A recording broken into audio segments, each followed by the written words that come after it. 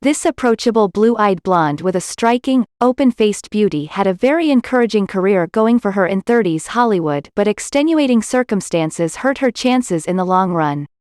In less than a decade and a half, June Lang was out of pictures altogether, after appearing in over 30, and therein was glimpsed here and there on TV and commercials until her full retirement.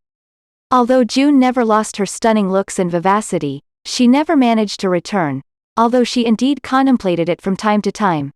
Born in Minneapolis, Minnesota as Winifred June Vlasic on May 5, 1917, June was encouraged to perform at a young age. Dancing at school functions and local amateur Elks Club events from age 5, her family moved to Hollywood when she was around 7. There the child joined up with the Meglin Kiddies revues and performed with the outfit in various vaudeville shows. Attending the Hollywood Professional School, she matured quickly and began finding jobs in various chorus lines, including one at the Orpheum Theater. The 13-year-old was even cast in the show, Temptations of 1930, after convincing the dance director she was 18. June made an inauspicious debut in pictures as an extra in Young Sinners, 1931, and was again unbilled in Barbara Stanwyck's The Miracle Woman, 1931, and Janet Gaynor's Daddy Long Legs, 1931.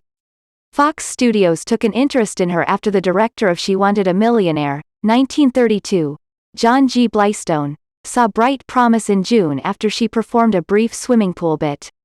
Given her first speaking role, a featured femme part, in Chandu the Magician, 1932, starring Edmund Lowe and a scene-stealing Bela Lugosi, June's career began a steady incline.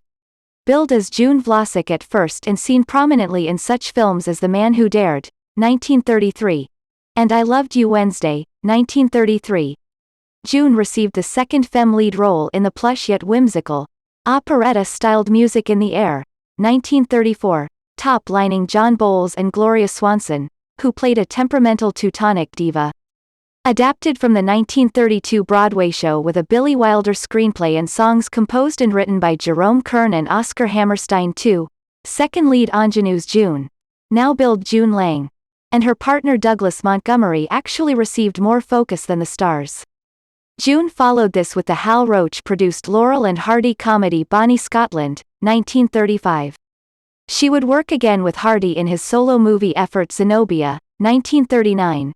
Fox did not renew June's contract in 1935 after production chief Winfield Sheehan, who had taken a professional interest in June, left the studio.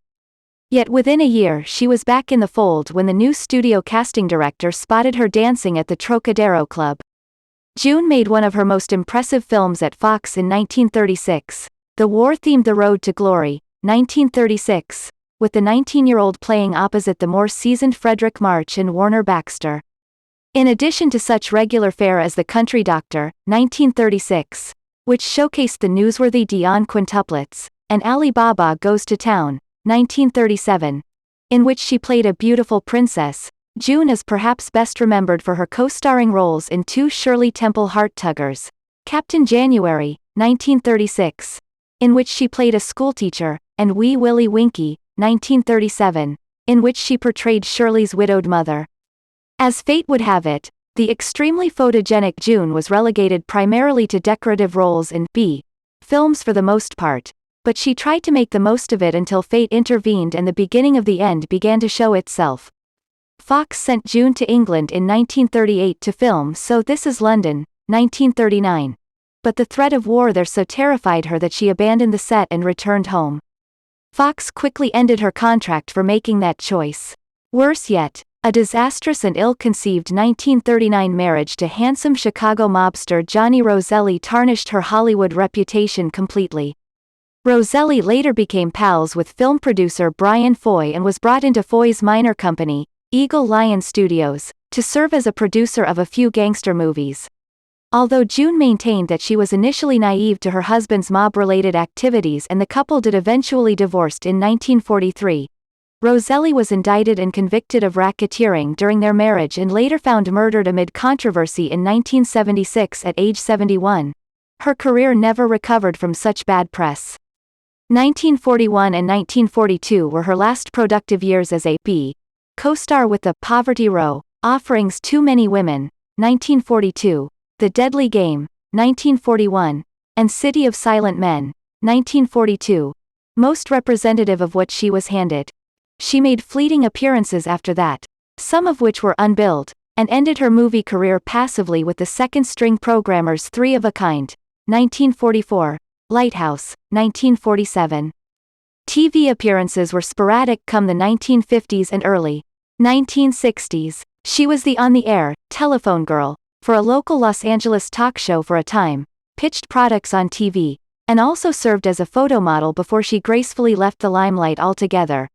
June's first brief marriage, 1937-1938, was to Playboy agent-turned-producer Victor M. Orsatti. A third marriage to Lieutenant William Morgan in 1944 produced her only child, Patricia. She suffered a miscarriage earlier. The marriage to Morgan, who later became a businessman, ended bitterly in 1954 and June never remarried. In later years both her mother and daughter lived with her in her North Hollywood home. Daughter Patricia dedicated her life to working with handicapped children, at one time working for the Lohman School in the Los Angeles Valley area. June died shortly after her 88th birthday and was buried at Forest Lawn Cemetery in Los Angeles.